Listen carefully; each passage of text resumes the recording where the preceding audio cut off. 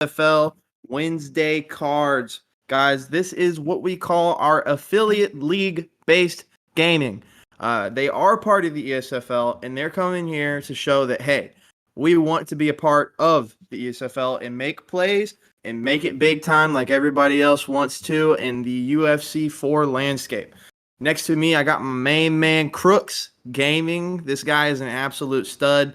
Wonderful UFC 4 player. Very good at the game, 100%. Crooks, man, tell me what you feel about this card, my brother.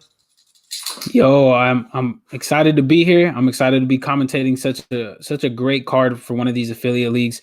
So far, man, these last two events, if they've proven anything to me, is that even though you might not know the names of these guys, they put on some entertaining fights, and some of these guys you should be seeing in the ESFL very, very soon. So I'm excited. Yeah, let's take a look at this fight card here for the main event, man. Look at this main event, my man, Crooks. Wishful versus Big Coley Boy Season. Man, that guy, he's an absolute stud. I'm seeing an A70 member, A70 Sandman versus Lifted Lee. Then what's the fight? What's the go-to fight here, Crooks? Because I think you know what it is, and I think I know you know what it is. What's this go-to fight that you're so excited about? Because I'm looking at it right now. Well, I mean, I'm excited. There's really no go-to fight here, but there's great fights like, Treehouse is a name that I know from PlayStation really, really well. High-level grappler. So it's going to be such an interesting fight. Then we got Eagle Rush 209 as well as another fighter I'm looking at. It's 209 guys. We got to stay together. So I'm really, really interested in that fight. And the first fight of the night as well, Joker C. Carnage and Tree Lee. I'm super interested in this fight, and I can't wait to call all of these fights. 100%. Yeah, my go-to fight, Crooks, I was seeing if you could see it with me here, is Joker C. Carnage versus Tree Lee. Both of these guys are absolute bang artists. They do not come out there for decisions. One of these guys is going to be knocked out, and if I'm wrong, I am gifting 5 subs to the chat. So if you're in here, get ready. If I'm wrong, I'm gifting 5 subs to every single one of you guys. Hopefully put your name in chat, and we'll see if we can't make something happen. So let's go ahead, and we're going to get in this first matchup. And I think I have a little bit of insider information. I think this is going to be Daniel Cormier versus Jan Blachowicz here. Crooks, man, I got a good feeling about it. Oh, look at that. I'm so smart. Crooks, tell me how you feel about this matchup here, brother. Oh, well, the matchup is going to be interesting. Joker C. Carnage is the 8th ranked fighter in the UFL. He's sitting at 1-0 right now, so he's undefeated. He's trying to maintain his undefeated streak here. He's a great striker. He puts on great pressure, and he's fighting out of the MOB camp, which is a newer one, but it has some elite fighters in it. So I'm interested to see what he's going to do. Mm-hmm. Then you got Tree Lee on the other side going with the Jan pick. He's another high-level striker. He's sitting at number 28 right now. So he's a little bit at the bottom. He lost his last fight, but he's trying to fight back. A win here is super important to him. So we're going to go ahead and see how fast and how he approaches this fight. Yeah, 100%. And Crooks, I know it's too early probably to say, oh, this is a must win. This is a must win. But for Tree Lee, this might be very close to that. I mean, this guy has high aspirations here for the UFL, and he definitely wants to get back on track with a nice win here. And Joker, man, he absolutely wants to keep these winning ways going. It's always so important to start the season off on the right foot, getting wins as much as possible. So here we are, loading in. We're going to see the Polish Power versus the Popeyes Power, Daniel Cormier. He's a big boy, but he's coming out here. He's trying his best. Starting things off. Going to touch him up here. Sign of respect from the both of them. Love to see it. Having a little bit of a lag here, but that's fine, man. This is something you have to deal with. Polish Power. Jan Blachowicz goes right for the single leg takedown, takes it to the fence. DC going to put him back against the cage. I'd like to see a little bit of grappling work. He's able to work the knees here. Misses the hip toss. Crooks, pretty high pace here. Are you interested to see Jan Blachowicz going for the takedown right away? Do you think that's nerves? As we get a big rock there. That is how you want to start things off. This is high pressure. We're seeing that lead hook, rear uppercut combo. Jan Blachowicz returns back with a 1-2 leg kick. Crooks, this is high-level stuff right here, brother. Yeah, it is. DC's not giving Jan any room. He's staying on the inside where Daniel Cormier can do the most damage in the stand-up. He's not trying to fight him at range. He's catching him with these good, clean uppercuts, which if you know in real life, that is DC's favorite strike, is that uppercut. It was interesting to see that Jan went for a takedown, but I don't blame him because DC has only a 90 off the back, so it would really cancel out in terms of stats because Jan has a 90 top game as well. But DC hasn't shot for a takedown yet. As you can see, they're just exchanging in the pocket. They're feigning their way in. DC's trying to hit Jan with that uppercut again to try to get a rock. As he hits him, they're trying to slip. Jerry, what do you think about this fight so far? Yeah, I'm liking what I'm seeing here. I'm also noticing DC throwing a lot of round strikes in the pocket. He's definitely got to be careful. High-level players like Joker Carnage, like Tree Lead, know exactly how to counter that, and that is that big pull uppercut that does so much damage, or even a pull straight will do a lot of damage there. So I'm liking what I'm seeing out of DC. Obviously, he got that quick rock at the beginning of the round, but Tree Lee's done a very, very good job of slowing the fight down, not letting DC get into his stuff too much. And really just giving himself a better chance to win this fight, because if you keep that pace up with DC as we go for the first takedown, and there it is. Daniel Cormier's roll, his entire world right here. He goes right into Crucifix. No denial there. This is a very, very dangerous situation here if you're Treely, and you have grapple advantage, and he does. He's able to get it into side saddle. Now here, Croak, you're looking out for that big submission, right? I'm pretty sure Daniel Cormier has it as he gets in the backside. Good for him, Crooks. Now, let me ask you this as we get back to the feet. What's your move here? Do you take it down and try to go for that rear naked choke, or how do you work from here? Well, you try to get the takedown as he tried to go for it. He got denied there. But yes, you're trying to go down to the ground if you're Joker Carnage, because that's DC's world. That's where you will dominate. A Jan player is on the ground. Stand up, you can get caught, but as he hits him with another beautiful uppercut, it seems like Joker's just really doing anything that he pleases. If he wants to get a takedown, he's gotten one. He's nailing them with some good strikes in the stand-up. I'd like to see Jan just take a second, breathe, pop out some jabs, go to the body. He drops in there with a beautiful uppercut. He's going for the finish here. Is he going to be able to get it? Joker Carnage try to move his head and he's able to flip him. Sweep. That is the danger of that full guard posture up position. He's trying to rain down some strikes, trying to make Joker pay here, and the round ends. What round was really crazy. That was unbelievable right there. And what did we tell you guys? Looking at that, I guarantee you this is not going to a decision. And what a way to start the card off with that wonderful first round. 5 minutes of absolute hell. Two guys really going out there, showing out, saying, I want to be in the ESFL and I want that UFL championship. We're getting back to the action here. Daniel Cormier pressuring a little bit. And again, I noticed here, Joker Carnage is doing a really good job. One of Jan Blachowicz' great moves is that big straight that he's able to throw from distance, but if he keeps it up and close and personal, you really take away that ability to throw that long straight that Jan Blachowicz has. So I like what he's doing is he get a big uppercut, pushing up against the fence. He's not going to make it there as he drops him again with another amazing uppercut, and there it is, flash KO. Oh my gosh, Joker C. Carnage coming out here and doing what he had to do, getting the job done with a wonderful uppercut. And right there, Crooks, number 8 rank in the UFL. That guy looks like he could be an ESFL championship competitor. The way he handled the ground and the way he handled it up on the feet. And Tree Lee just didn't seem like he could really get anything going. Crooks, what's your take on that fight? Wow, that was amazing. Well, yeah, Joker did a great job of maintaining pressure. He never let Jan really get into a rhythm. And when you don't let a fighter get into a rhythm, sometimes that can throw them off. They will never be able to make an adjustment. And that I feel like Jan kind of got caught in a situation where he wasn't able to play to his strengths. When he got taken down, he was taking a little bit of ground and pound. But overall, Joker just implemented a great game plan, kept him up against the cage, stayed in the pocket, and was able to get that victory there. Yeah, Crooks, I can't agree with you more right there. And like I said, man, it just didn't seem like he was really able to get into his game plan. And that's why you see an interesting pick there. Jan Blachowicz, I guess he was trying to go based off of what's happening coming up soon. UFC 259. Again, thank you, UFC, for what you do for us. Yeah, very interesting pick there. I probably would have liked to have seen John Jones. But the fact of the matter is, he was doing a good job of pushing the initiative the entire fight. That reach was an absolute non-factor. But here we are. We're going to move to the next fight.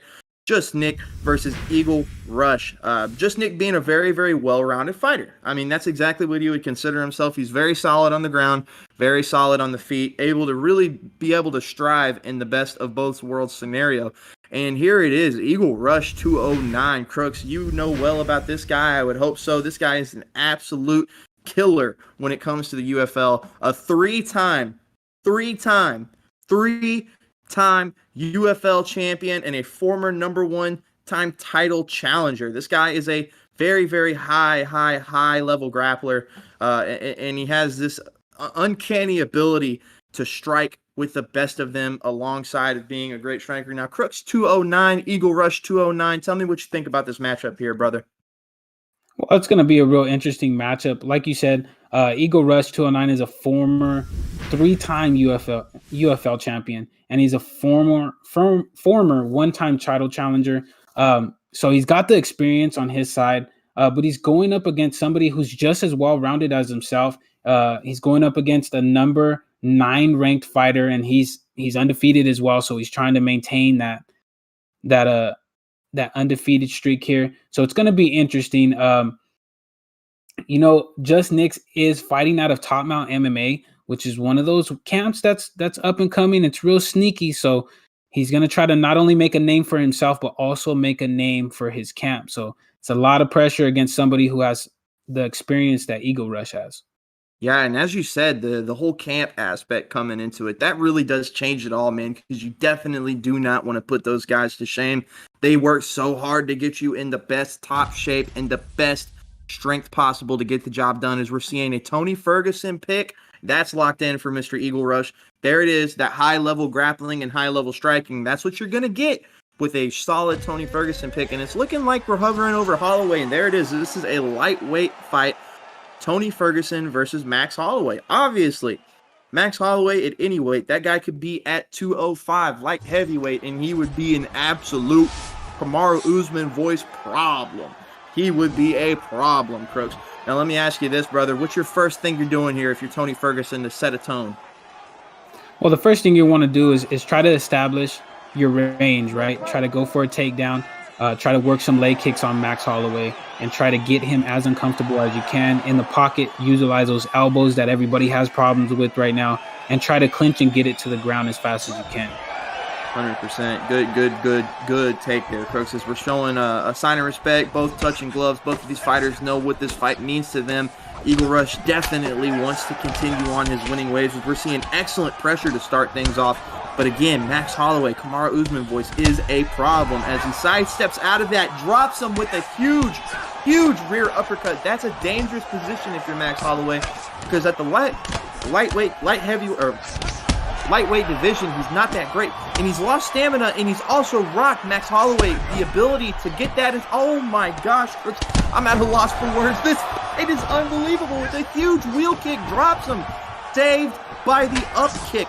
My goodness, these two are throwing leather here early on. Eagle Rush says, I'm not trying to clinch. I'm not trying to throw elbows. I'm trying to break you, Max Holloway. Crooks, if you could get a word in before this fight's finished, tell me, brother, how are we feeling about this?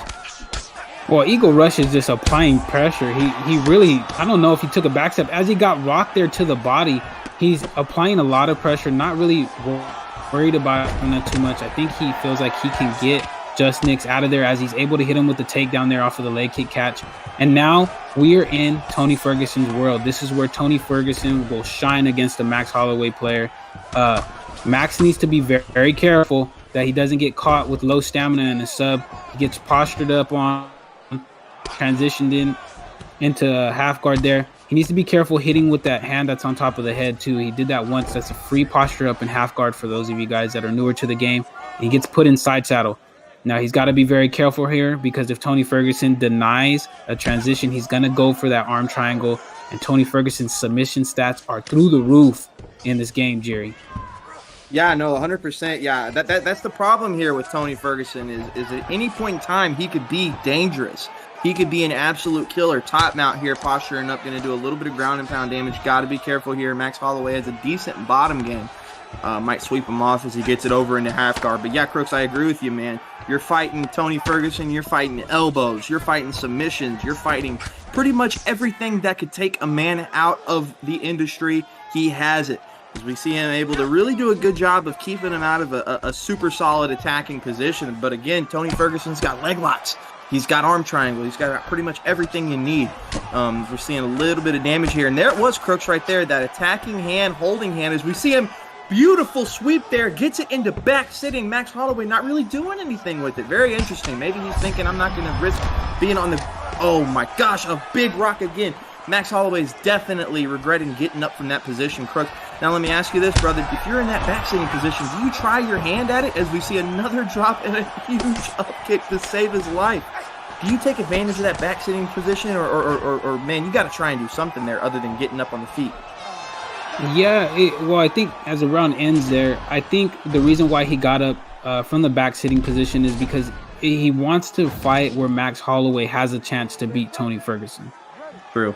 Yeah, very, very good point here. As we're seeing them, they're going to touch gloves. Man, this is a high-paced fight here. Every fight in the UFL is a high-paced fight. They come out here, they're throwing leather. They're trying to make a name for themselves. They're trying to get into the ESFL, a very highly coveted position for those of you who are new. As we see him try and fish out for that forward-moving slip hook. Some people might think it's a little bit cheeky. I think it's fair game. 1-2, good position in there. Eagle Rush going for the Imanari roll. Interesting. Okay, laying down on his back with a huge cartwheel kick, and that's Max Holloway as he gets a big flying knee rock there. Gotta be careful. At any point in time, Max Holloway could turn the fight around, but it's looking like Tony Ferguson. And Eagle Rush 209, being the champion that he is, handling business. Another flying knee rock. That is exactly what you get out of a Max Holloway. He could be down and out, but he is never out of a fight. Never, ever, ever. Crooks, man, if you could get a word in, again, these fights have just been so high-paced. Tell me how we're feeling, brother. I'm excited, man. These guys are throwing everything but the kitchen sink at each other. They're hitting takedowns. They're throwing flying knees. You know, they're throwing switch kicks. They're blasting off elbows at each other's guards. It's really a high-paced fight. Somebody's going to get finished here if it keeps going at the pace that it's going. But I would really like to see Max Holloway kind of calm down, look for a combination that is going to catch Tony Ferguson coming in. It feels like he's getting a little reckless. He's allowing Eagle Rush to draw him into where Tony Ferguson really shines is a brawler type fight. He can catch you with that spinning back fist or those elbows and get you in trouble. So, he gets a beautiful rock there to the body. Those switch kicks have been doing so much damage, Jerry. Yeah, it's sneaky damage, too, with those switch kicks. Because before you know it, your body health is lower than your opponent's, and all of a sudden, you're at a huge disadvantage. And if I'm Eagle Rush again to the same tone as you, Crooks, I'm slowing this fight down. I think I have this fight won, and there it is. He does have the fight won. Wonderful ground and pound mix-up right there. You can't guess right. You get finished. That's what Eagle Rush 209 says, and that is why you pick Tony Ferguson. You slow the fight down, you take it down to the ground. You got to worry about the arm triangle that he faked. Got right back up, postured up, and did ground and pound damage, and you guessed wrong. Good finish there. Eagle Rush 209, starting back where he came from. And what I like about that win right there is he got it through adversity. He was rocked a couple times, and he's going against Max Holloway, who at any point in time is a very serious problem for the best of UFC 4 fighters.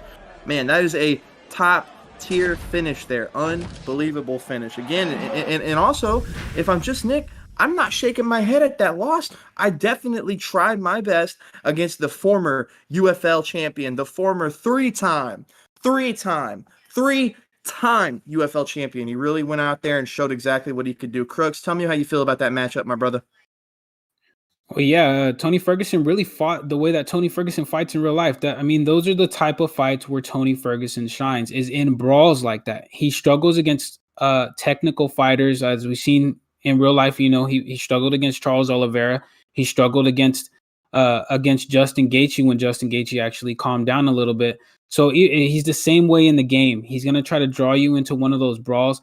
Eagle Rush did that perfectly. He was catching Max Holloway with a lot of strikes at the end of the combinations, which do the most damage because of the combo multiplier. But like you said, Max has nothing to be ashamed of. He had a great fight. He was able to catch a couple of those flying knee rocks. I feel like Eagle Rush's experience at the end of the day is really what allowed to prevail in that fight. Yeah, championship experience.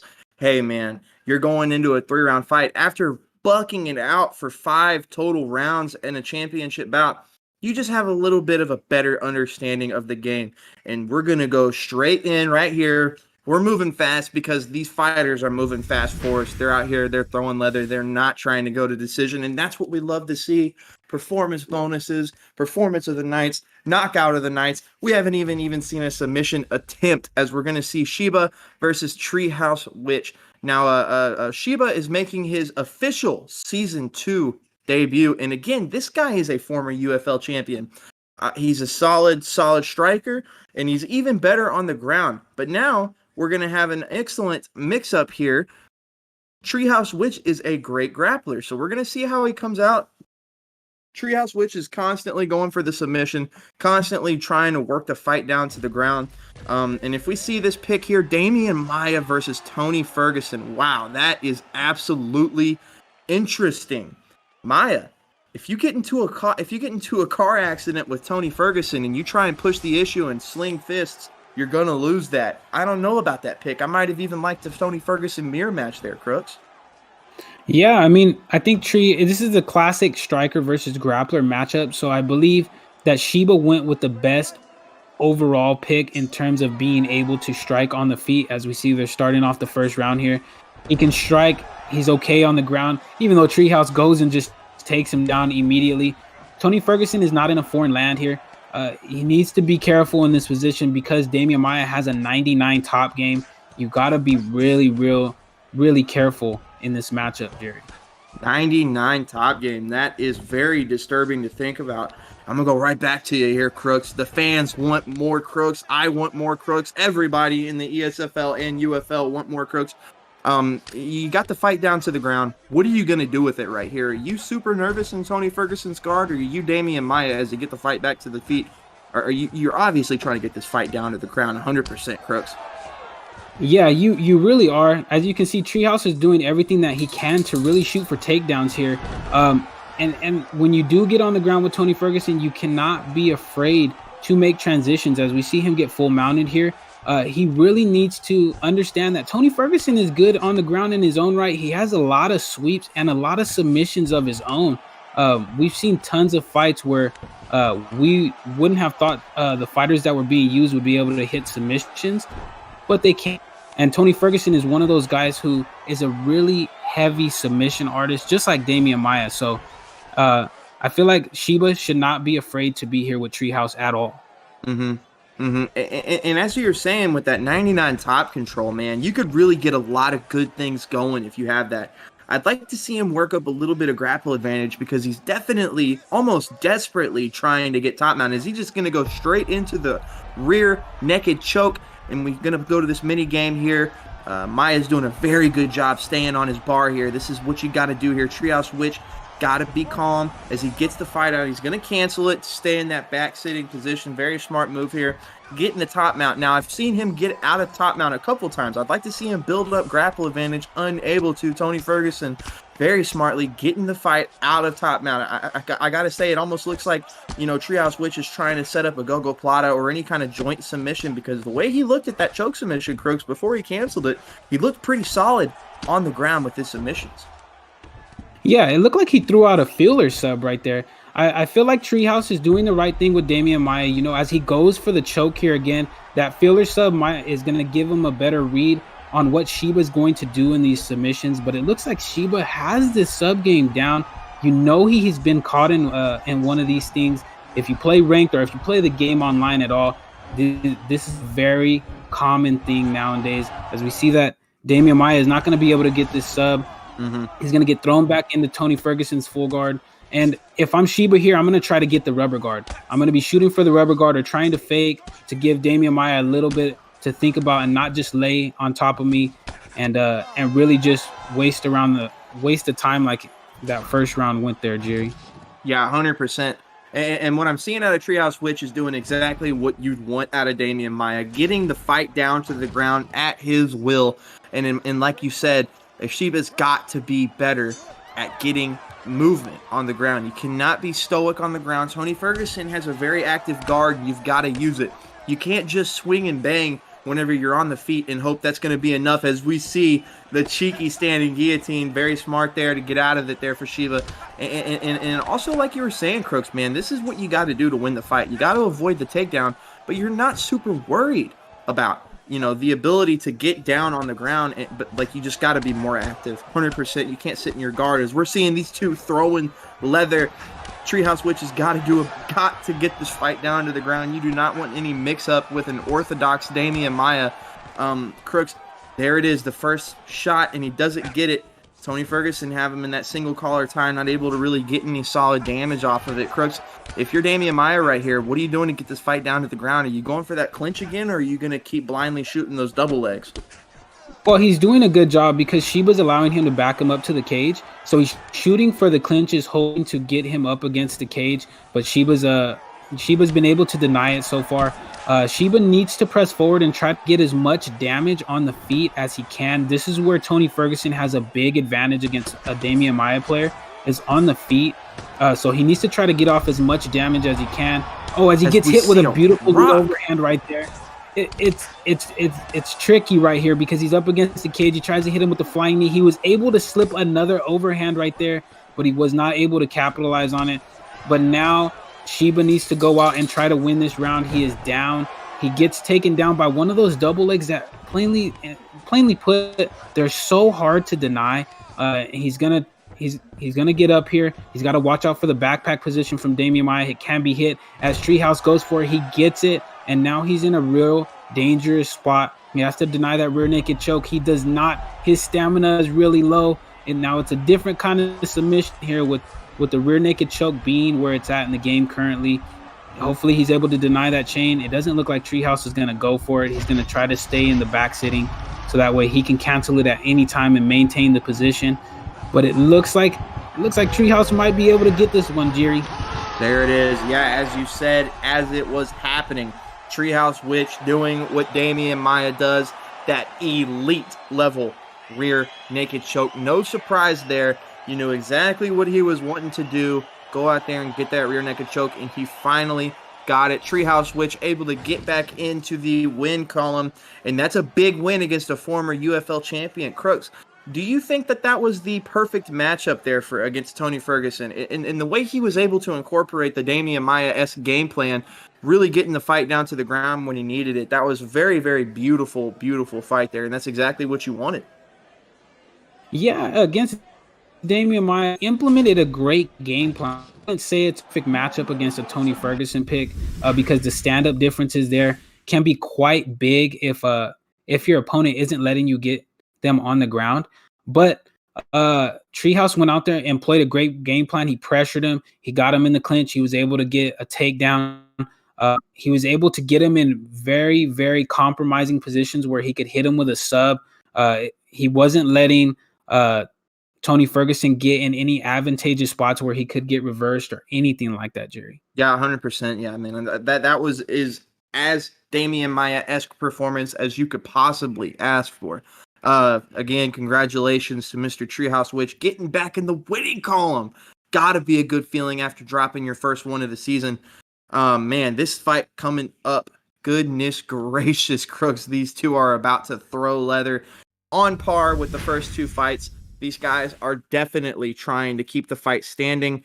But we also have the ability with Team Sticky Fingers versus Stealth Ninja. He has the ability to get the fight down to the ground. He's not afraid to. But I got a feeling if I'm right with my scouting report, he is going to do his best and keep this fight standing, Crooks. Now, we have a guy here who is very solid, and he's finally got his first win of the season out of Stealth Ninja. Do you think he continues on his winning ways right here? It's going to be a challenge. It's going to be a challenge in this fight. He's sitting at number 11 right now. He's 1-0 as well. He's very well-rounded. He has good striking. He's got a good fundamental knowledge of the game. So he's going to be – there's not going to be any positions that that Sticky Fingers can put him in that he hasn't been in before. But just because you have a good fundamental knowledge of the game doesn't always mean that you're going to win fights. So it's going to be all dependent on how they use these matchups. As it looks like it's going to be a Piotr Jan versus TJ Dillashaw matchup here. So we're going to see how close this matchup really is going to be. Yeah, and for me, Crooks, as powerful as TJ Dillashaw is at the 135 weight class, Piotr Jan is very powerful. And it's almost like you need to mirror that. But I like the pick here. I like Piotr Jan. He's very solid on the ground, as we just recently saw Mr. Suave Jamie get a win with him. The Triple C Suave Jamie get a win with Piotr Jan in an ESFL card. TJ Dillashaw is obviously going to try and get this fight as close as it can, but you definitely got to avoid brawling too much with Piotr Jan here, folks. Now, if you're Team Sticky Fingers and you have the luxury of using Piotr Jan, what's your game plan here? Are you looking to get into a close boxing match, or are you kind of doing a kickboxing thing? You're going to want to apply the pressure on a TJ Dillashaw. You're going to want to try to get in his face, not let him hit you with those good boxing combos that he has, Jerry. Here it is, boys and girls, at the WFA, about to throw down. We really, really appreciate everybody stopping by and spending your time with us over at ESFL, hosting the UFL, a beautiful affiliate league as they touch them up. Starting out, working the body, both of them, as we see a beautiful lead body hook, 1-2 combination lead body hook. And there it is, as you were saying, Crooks, got to do a good job of applying pressure if you're Piotr Jan. Both of these two fighters are obviously going to be looking for that wonderful sway back uppercut and get that huge uppercut to do the most damage you possibly can. And I find it interesting that he changed stances with Piotr Jan there for a second. But that's the thing, TJ Dillashaw has that wonderful 99 switch stance, really able to fight from any position. Very, very high-paced, high level striking here. And that's exactly what we said during our scouting report. The ability to, as we see a big drop, trying to go to the well a little bit too much at the body. TJ Dillashaw doing what he does best, getting that crazy uppercut in here. It is, Crooks. We just saw this, and this is so prevalent in the ranked community, the ability to get into that back sitting position. As we go back to backside, and I'd like to see him shuffle it around a little bit here. Nope, no denial. Piotr Jan doing a good job of getting into his full guards, slowing down the fight just a little bit. Crooks, if you're Piotr Jan, obviously you're trying to get back up, correct? Yes, you are. You're trying at all costs, but you need to be really careful here because TJ Dillashaw has better stats on the ground. He has a 93 top game to Jan's 90 off the back. That's not a huge difference, but it can make a difference in terms of the transitions here. As we see, he pushes him back into full guard. Dillashaw wants to be in that half guard so that way he can rain down some strikes. He gets the half guard transition there. Now, if I'm TJ Dillashaw, I'm all right here. I understand that Piotr Jan does not have the best ground game. I just want to keep him here for as long as I can. Posture up, get some good damage in, try to take this round because I know in the second round, if I keep him down, he's going to try to come out and throw bombs at me as he's able to get into side control here. Now, let's see how good his control here in the side control. He's able to block at the transition. He's getting in some good elbows. Let's see if he goes for the crucifix. He allows Piotr Jan to get up. This is very, very troublesome here, Jerry. Now, I'm going to go right back to here, Crooks, because I always see that bow. I'm not that great at this game. Is that a disrespect sign there? Because he's like, hey, I just got up out of your side control. Is that a disrespect thing, or is that a respect thing? It's more of like a, hey, you're not going to hold me down. You got to watch that transition the next time. As he drops him with a beautiful lead uppercut right there. And here we go. We're in a ground and pound position here. Is he going to get the finish? He's able to slip that straight. And I think that's the thing that saves him there, Jerry. Yeah, his ability to get out and guess right on that 50-50 positioning there is very, very solid. TJ Dillashaw saying, hey, Piotr Jan, you could apply pressure all day long. I got the head health advantage. I got the stamina advantage. There's absolutely nothing you can do about the damage that I'm raining down, as he is just being relentless with these beautiful round strikes, straight strikes, doing everything he wants here to get this fight exactly where he wants it in a TJ Dillashaw win column. Now, let's see Piotr Jan. I say the adjustment he probably needs to make is now he's got to fight from distance. You have the stamina disadvantage. You had the head health disadvantage. You might even have the body disadvantage as TJ Dillashaw's taking none of it, saying, come here, boy. Give me that head health. I'm trying to drop you back down on the mat again. Now, if also, right here, Crooks, as we see another drop, goodness gracious, another swinging roundhouse. He's going to go straight into the ground and pound, saying, I probably need one solid strike, and it'll be game. There it is. My goodness, that was a fantastic finish there. That beautiful ducking roundhouse that we see out of all the elite strikers, really able to get the job done there, Crooks. Man, fast pace from the beginning, and we would like to give a huge shout out to the young man who just made his chance at the title for the UFL that much bigger. Yeah, he did a great job. It seemed like to me, Jerry, like every single combination that Stealth Ninja was throwing was just connecting and getting a rock. Towards the end there, he was dropping him. He dropped him at the end of every combination he threw, and then he was able to capitalize on that ducking roundhouse kick. It was absolutely beautifully timed. He did a great job. Honestly, if it's me, I'm calling for him to see him in the ESFL. That was a great performance by Stealth Ninja. Yeah, and some people might even say you were at a disadvantage using TJ Dillashaw versus Mr. Piotr Jan, and his ability to really slow the tide and get the job done when you needed it. Congratulations, Mr. Stealth Ninja, at another win to the win column, getting the job done where it mattered. And Team Sticky Fingers, man, it's not really something you can hang your hat on. I see you in the chat, brother. You did a great job, and I see all of you in the chat. 50 people on Twitch, 65 on YouTube. We really appreciate you guys stopping by, spending your fantastic Wednesday night with you here. And if you'd like to join the ESFL, if you'd like to join the UFL, go ahead and hit !ESFL. Anybody can join the Discord. We ask that you be nice when you do. All you got to do is look at how it is to get in. It's real easy, guys. It really is honestly easy. If you're good enough, of course, you got to be top 50 in the world. I'm not. Mr. Crooks might be. I'm just kidding. Of course he is. He's a GOAT when it comes to this stuff. And again, we guys really appreciate you stopping by. On Fridays, we do an 80X Muay Thai style tournament. That is a bracket style tournament. Straight Muay Thai rules, and then we have a 3 knockdown rule set, obviously, for the winners there. Beautiful time. Everybody comes out. I commentate that. You get a chance to listen to Ed Parker, and sometimes Romero when he is not busy, and whenever he is healthy, he'll come out there and show some love. Saturdays and Sundays, of course, guys, you know the vibes. You know exactly what to get. You get those ESFL numbered cards, and they are always so much fun. Crooks, my brother, coming up to this next matchup. I mean, this is going to be a big one here. Heavy Hands versus Tartarus MMA. These guys are very strong pressure fighters. So something has to give. Crooks was looking like a Volkanovski versus Volkanovski mirror match. How are you playing this one if you know you're going up against another pressure fighter? Well, it's going to be interesting because Tartarus MMA is coming off of a long layoff, so we're going to see how he's going to play this. If you're going up against another pressure fighter, sometimes it can cancel out as he switches to that Max Holloway pick. Now, as we all know, Max is not a person that you want to try to pressure right now because his 1-2 is absolutely lethal, but Volkanovski does have the advantage on the ground, so it's going to be interesting to see how Heavy Hands really approaches this matchup. Yeah, I mean, hey, you're at a disadvantage right away going up against Mr. Max Holloway, the Cupcake Destroyer himself. I mean, if I'm Volkanovski, are you out of your mind to try and get this fight down to the ground?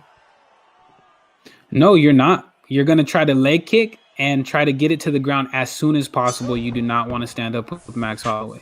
Hang on, Mr. Crooks. We are seeing MMA On Point rating us with a party of 16. My goodness gracious, we very much appreciate that. But let's get back to the action. That's what MMA On Point rated us for, as we see a beautiful duck on that head kick. Volkanovski saying, I can strike with you, brother. And if I'm Max Holloway, I'm doing the smart thing here. I'm definitely starting to work that legs because Volkanovski has one of the ugliest switch stance stats. Beautiful wheel kick, beautiful knee, but he drops him with an elbow. Up kick saves the day again. Crooks, where are you at here with Volkanovski? Are you working that leg kick, trying to grind that down? Yeah, it doesn't look like that's his game plan. It looks like he's trying to counter what Teflon is doing here.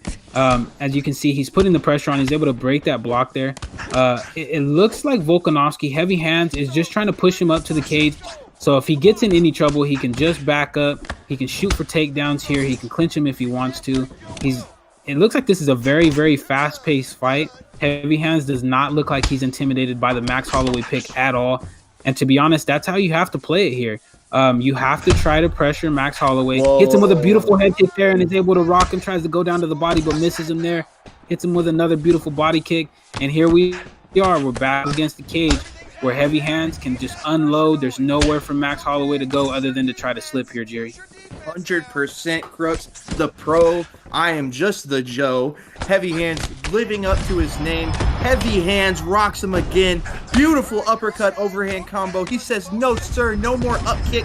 I'm going to come here and I'm going to get the job done. Unbelievable. He said, you can pick Max Holloway, brother. I'm going to come out here. I'm getting the win. And that looked like awfully close to a championship performance. You get your number 2 in the win column. Tartarus MMA, the Teflon Don himself, not able to get into that win column. That was his official debut. Hopefully he comes back to show exactly what he is, but heavy hands sure looked like an ESFL bound championship. Crooks, man, that was fast. That was so fast, and he got the job done in a fast manner. What are you thinking about this guy? I see ESFL written all over him.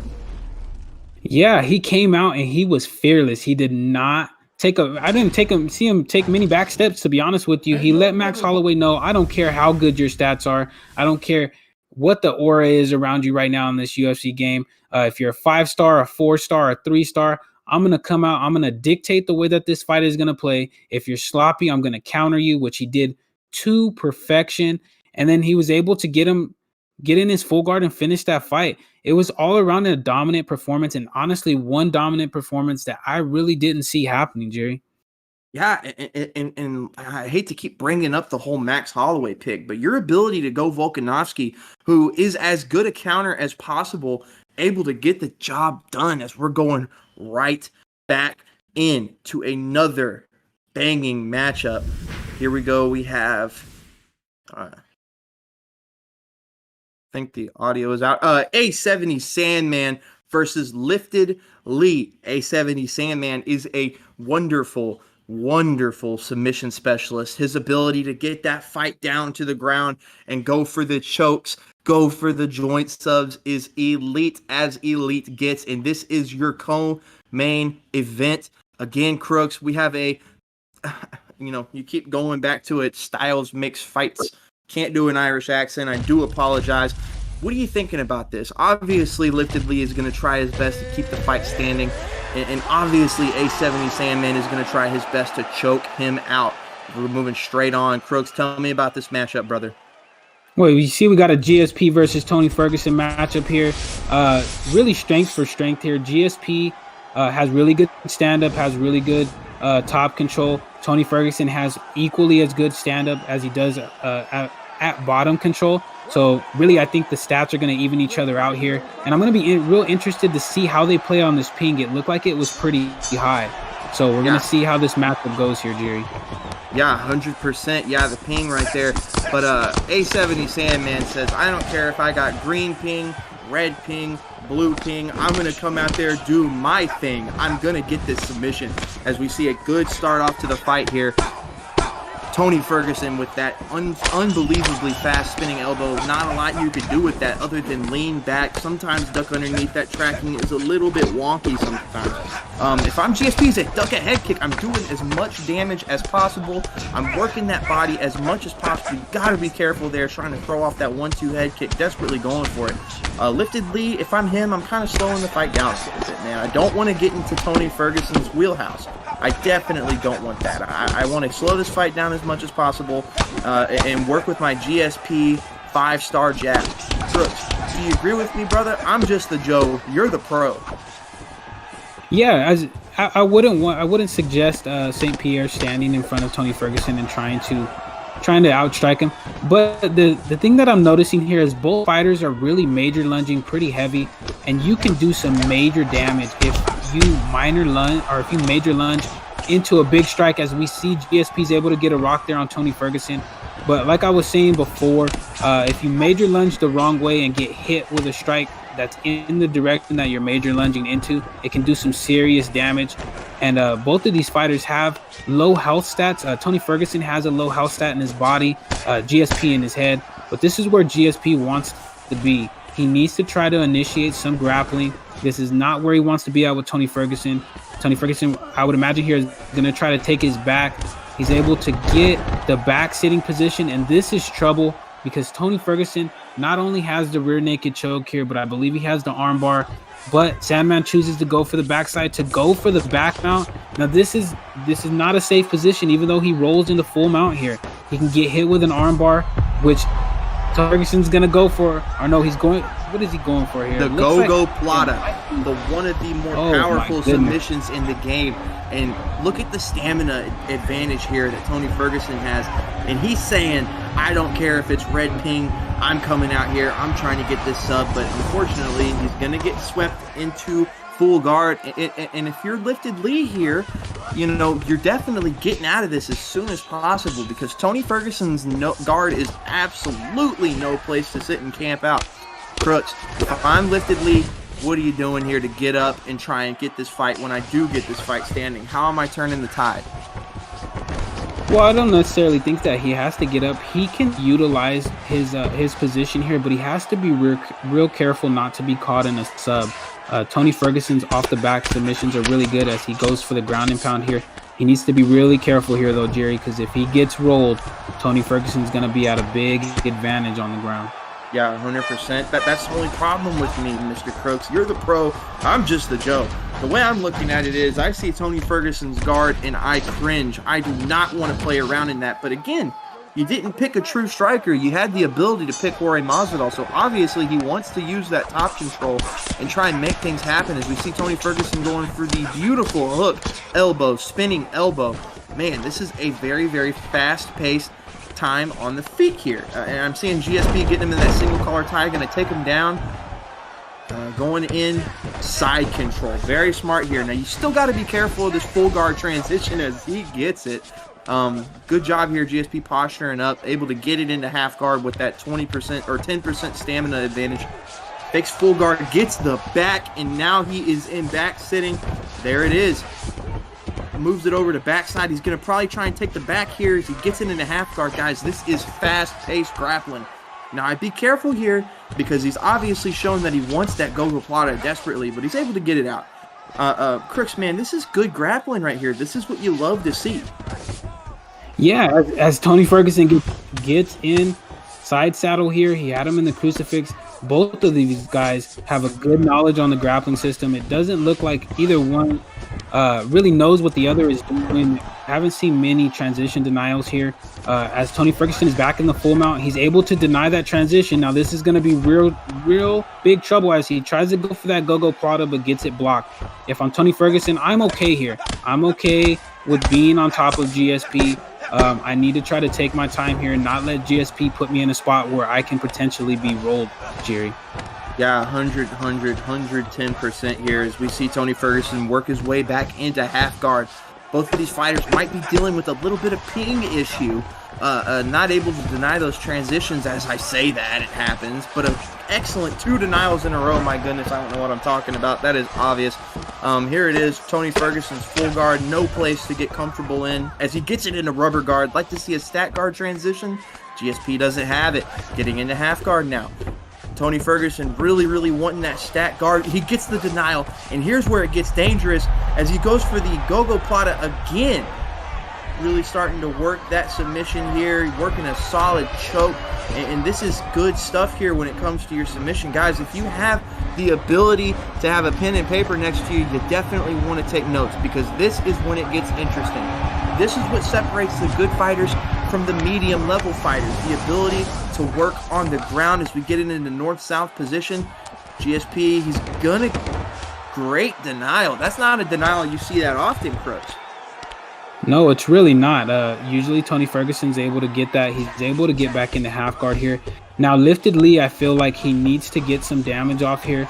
Even though Tony Ferguson wasn't able to get those subs, He got the points. He gets rolled into back sitting. He's going for the rear naked choke giri. It seems like Sandman is just going for these subs, not really with the intention of getting them, but also just to get the points off of them. He cancels it there just to maintain the back sitting as the round ends. Yeah. I mean, I don't really honestly know how to score this one, man. This is a close fight. This is as close a fight as it gets. And now both of these fighters, really knowing that, have to sell out here in the co-main event for the UFL, hosted by the ESFL. Really coming out here and showing you guys that these guys want to make it to the big show themselves. We're seeing a big striking combination. They must be listening to us, Crooks. They're both selling out to try and get this fight.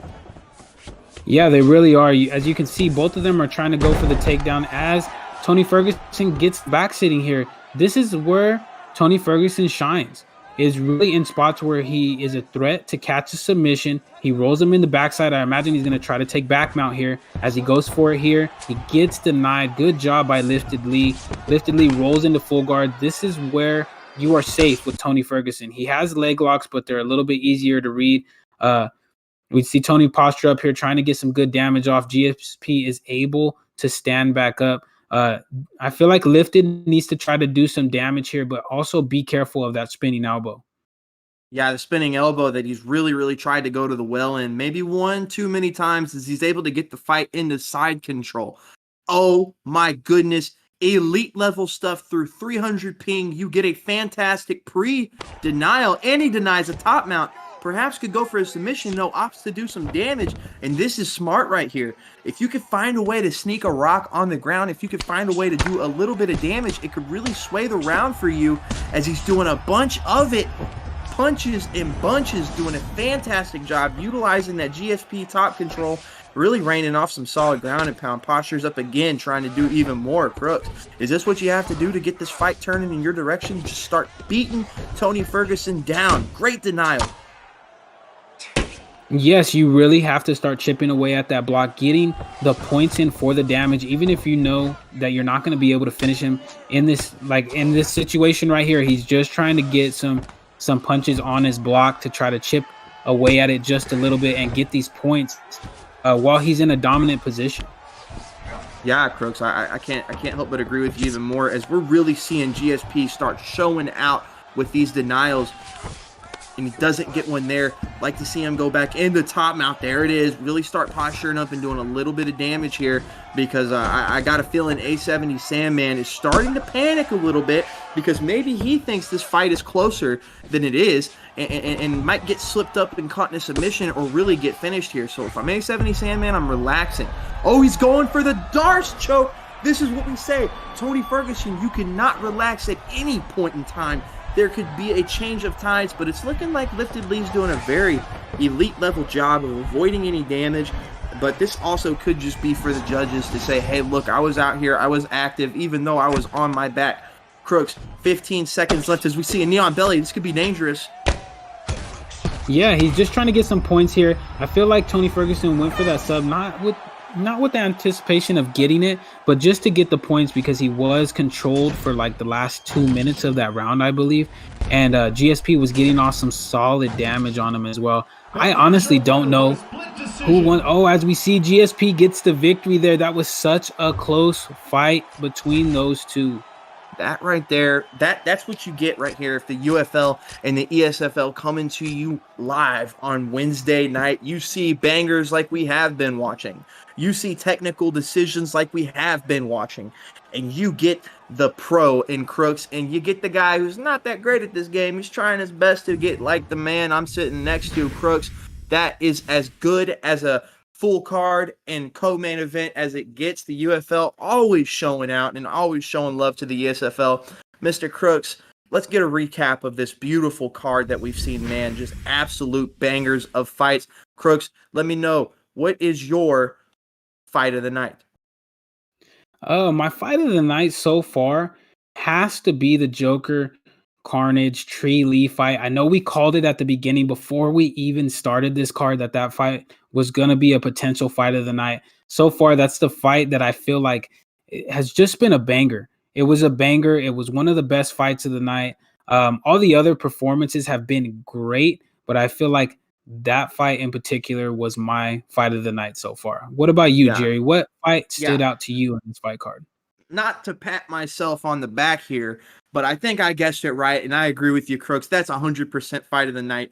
Performance of the night, obviously, to me, is going to go to that TJ Dillashaw going up against that Piotr Jan at an excellent and massive disadvantage, really coming out there and to push the issue and basically do what Piotr Jan does to so many people. Pressure, pressure, pressure, get the job done. Obviously, man, that was as good as it gets. And then you had the Damian Maia getting out there with that rear naked choke. Crooks, man, this is as good as it gets. And this is what the UFL brings to you. They bring you solid, top-notch action. The ESFL hosting them, of course. We really appreciate everybody coming in, wasting your Wednesday night. It's not a waste. You're having a blast. Don't lie. As we see, I'm going to go ahead and tell you what you guys have to look forward to. Once again, coming up Friday, you get the ADOX Muay Thai Challenge. This is as good as it gets. If you want to watch Stand and Bang, if you want to ignore all that ground stuff, which I know some lower level fighters absolutely love that, you're going to get to see high level striking. So get your pen, get your pad, get writing down some notes. You can do that for free, guys. We ask you to just do one thing. And I'm going to shout out Ed Parker here. You all know him, the Darth Vader of the ESFL. Head kick that like button and put that notification bell into a crucifix and really drive those elbows into it. Was that a little bit cringy? I apologize. And then, of course, Saturday and Sunday, you get your excellent numbered cards, guys. We're coming out here. We're really showing you exactly what we bring to you every event. Man, we are really doing a good job. I think so. I think the ESFL is doing a fantastic job, Crooks. Let me see what you do here. Yeah, it's been a great card so far. I look forward to every single ESFL card that comes out, specifically the ones where we do the affiliated cards. It's been a great night of fights so far, and I can't wait to call this 5-round banger that we are about to get into here in our main event, Jerry. Here it is. 5-round banger is as often and as true as it gets, as we're going to see the big boys, the heavyweights. And it looks like we're going to see a Daniel Cormier versus a Fabricio Werdum main event action coming at you. 5 rounds, of course. This is a non-title fight. Wishful, the #1 ranked UFL competitor. This guy is coming and he's trying to grapple you. He's trying to hold you down. He's trying to keep you there. And he's going up against Big Cool Season, who is actually the #30 ranked contender in the UFL. So this is a huge opportunity for him, Crooks, to really come out here and make a name for himself, knocking off #1. As we see that, oh, you see that, Crooks, 12 and 10. We could see an upset here. We really could. That means that it's going to be a super close fight, and they picked into each other's strengths. DC has a good top game, and Fabricio Werdum has an elite jiu-jitsu game. So let's see who's going to get the takedown here, as we see a beautiful flying or a beautiful Superman straight right there by Fabricio Werdum. Yeah, and there it is. If I'm Fabricio Werdum, if I'm not getting the fight down to the ground, I'm using my teep kicks. I'm using my ability and my reach against DC. I'm keeping the fight at distance, as we've already seen one time in this card. You mess around with DC in the pocket, he's going to eat you up, especially at heavyweight. He's really coming out here to show hands. And here it is. We're going to start working out. Fabricio Werdum got to get the fight down to the ground at some point. I like that he's not rushing into the shot, really taking his time. But, man, he's definitely got to get the fight down as soon as possible. Crooks, what's the best way to do that against the DC? Well, against the DC, if you're Fabricio, you're going to hit those switch kicks like that. You're not going to try to shoot for any single legs, because if they get defended, he doesn't have any driving takedowns. I would try to get in the clinch, which is a dangerous place in itself, because DC has the strike advantage speed here, as he gets driven back up to the cage, and it looks like he's going to take his back, and he power lifts him into the side control position here. But if you're Fabricio Werdum, you're okay, as he hits that beautiful full guard transition.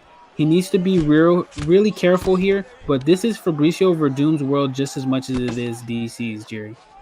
Yeah, and I agree with you, Crooks. This is Fabricio Werdum. This is where he wants to fight. Even if he's off of his back, he has the ability to get the finish at any point in time. DC's definitely going to try and go for that crucifix, as that's Wishful's go-to maneuver, the dangerous crucifix. As he doesn't block the sprawl there, fakes the transition right. That is what you see elite level players like yourself, Crooks, do in that sprawl position. Sometimes it can get dangerous as he gets back to his feet. Yeah, you kind of want to get out of sprawl, man. That's pretty much what you want to do. You don't want to be playing around too much. Yeah, you really don't. And here Fabricio needs to maintain that range because DC has that strike speed advantage, like I said earlier. He's going to try to pressure you, use keeps to the body, try to minor step out of the way, try to major lunge when you get your back up against the cage, because as we seen, Wishful shot for a turning takedown the last time and was able to get it. So here, as he tries to use the teep there, but you need to be careful because you can be countered by that overhand. Yeah, 100%. Yeah, that overhand will do absolute damage. Sometimes it's even a flash KO. Got to be careful. And I'm liking what I'm seeing out of DC. If you work that leg down of Fabricio Werdum, excuse me, goodness gracious, you could really make his stand-up game a non-factor as he gets the big rock there. Oh no, flying knee, goes for the head kick. Luckily, Wishful had his block up, or that could have been night time. Man, this is high-paced action for two what would be considered grapplers on the feet. Both of them coming out there, throwing leather, throwing knees, throwing feet. Goodness gracious, this is what the UFL and the ESFL bring you guys all the time. High-paced stuff, even when you have two grapplers. Crooks, who do you think won that round? That was honestly pretty close. Yeah, it was a really close round. And that should play into the fighters' minds, to be honest with you. That round was really close. I don't know which fighter I would have given it to. It's going to be a little tough here for Fabricio Werdum to continue on the stand-up. His leg health is getting slowly but surely chopped down. I think he needs to try to clinch this up and get DC to the ground. Maybe throw a couple of knees before he shoots for the takedown, but he needs to get it down as soon as possible. Yeah, 100%. DC doing exactly what he needs to do. Keep the fight in the pocket and really try and dish out as much damage as you possibly can as he wears down that entire block bar. It's blinking. It wants some help as a big switch kick to the body there for Fabricio Werdum. And yeah, I mean, it seems like the old tune is he gets a big rock there off of a rear hook. Got to be careful. Every time he seems to be going and gets that rock, he goes for that big high kick. Something that high elite level fighters like Wishful will pick up on. But yeah, you see it so often in the UFC, in UFC 4, in UFC 3 even. Working the body of DC pays huge dividends. That's one of his weaknesses on the feet as we see another leg lock. Now you got to be very careful as we see a wonderful sway rear uppercut. And he's dishing out mad damage in this single collar tie, not wanting to give up his back against the cage, but he's not going to have a choice. And there it is, Crooks. I mean, goodness gracious, as we get another leg lock. This is getting gross. This is getting to the point where we might see a fight stoppage. Yeah, as he gets another beautiful knockdown right there. Fabricio needs to stay in southpaw. He can no longer switch to that orthodox stance. I think Wishful's really started to take over in this fight. He has Fabricio very cautious about what he's throwing because he made him switch stance. I don't remember what Fabricio's switch stance stat was as he denies a takedown there and gets all of his stamina drained, so he needs to be real careful. He needs to try to get off this cage, whether that be, trying to slip a jab that's coming through of Daniel Cormier's or backswing. He needs to earn some respect from Wishful if he's going to try to get back in this fight. Yeah, and there it is. Werdum trying his absolute darndest to get the fight down to the ground where he has somewhat of an advantage. And there it is again, Crooks. The ability to work that leg DC early on as we see an insane cartwheel kick. Unfortunately, not doing too much damage there. Yeah, you definitely got to start thinking, I cannot even switch feet as he gets another drop. My goodness, this is getting close to bullying. Got to be careful here. Werdum, hopefully he can make it out of the round. He goes for the cartwheel kick, and Crooks, it seems like we're going for the Hail Mary shots at this point as he gets the fight down to the ground with only 30 seconds left to work.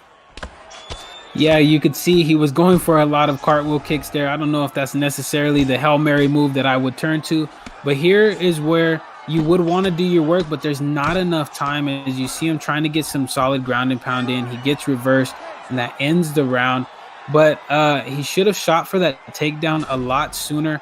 DC really dominated that round. Wishful took it to him. He got multiple knockdowns. He has that leg health hurt. It doesn't look like Fabricio is very comfortable fighting in that southpaw position here. Yeah, you're right, but almost to the point now where if even you check a leg kick, you're getting a leg rock, and he's desperately trying for that cartwheel kick. Again, not some, oh, there it is, a pull uppercut. That's the great equalizer as we see Wishful already slipping a teep to the head, dropping him with a teep of his own, doing excellent body damage, working down the block as he gets the fight down to the ground. Now, I don't necessarily agree with this from Wishful. I know you're a true grappler. I know you're going to try and get the thing done on the ground, but now you got to be careful in Werdum's guard. Yeah, you really do. As he gets up there, smart thing to do. You've been dominating Fabricio on the feet, so why take it to the ground where he plays his best? As he hits him with a beautiful check hook right there off of that missed kick, and he hit him up against the cage. Just might be it. It might throw him. Oh, he wasn't able to get him in the full mount finishing position, but he has him on the cage. You're in DC's world here. This is where his stats work the best. He's hitting those knees to the body. He hits him with a beautiful clean shot. Now he is in this full mount finishing position. Can he get the finish? He does, Jerry.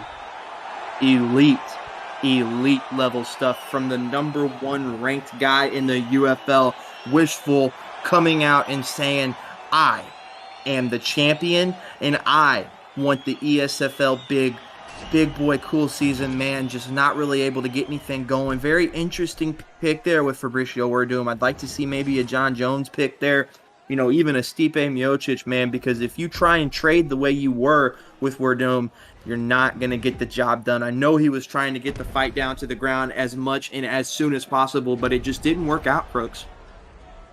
Yeah, I feel like he picked that Fabricio Werdum pick to try to counter pick DC because DC has heavy top control. Fabricio has a really good off the back, but on the feet, that's what happens.